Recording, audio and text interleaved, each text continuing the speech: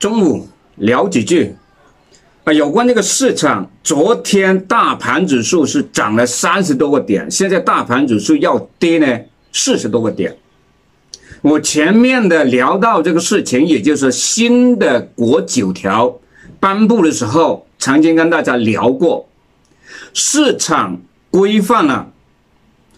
严管了，但是要注意，这个市场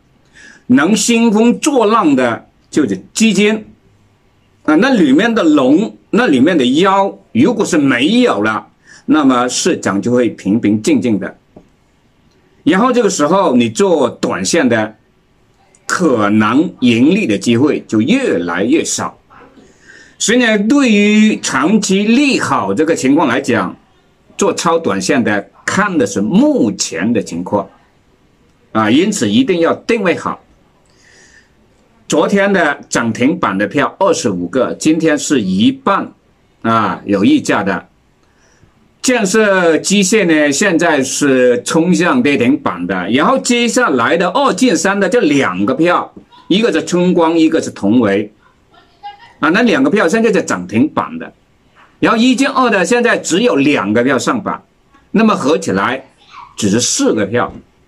面对市场的前排票，而且是3板、2板、1板的情况下，那你认为现在是高位还是低位？市场很多时候是反着思维来做的，这个时候从我这边韭菜打板这种呢无脑操作来讲，就是面对这些票就干它就搞它，哪个出头就干哪一个。然后呢，现在是低位的盯好2个模式的内容，一个是 T 字板的第二个就是双响炮的。按现在这里面的首板票的机会比较多的情况下，空间压到2板以下，这个时候就是真正守好模式，稳稳妥妥的，机会一出马上就上车，这个时候给予我们的可能盈利的机会比较多。但是这里面有个情况，打板的因为是当天的最高的位置，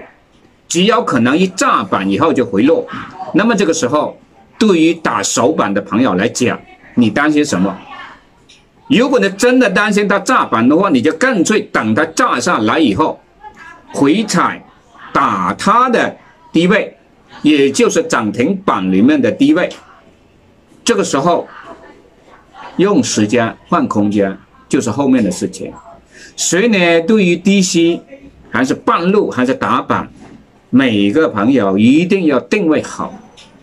买点不一样，等的机会不一样。现在这个市场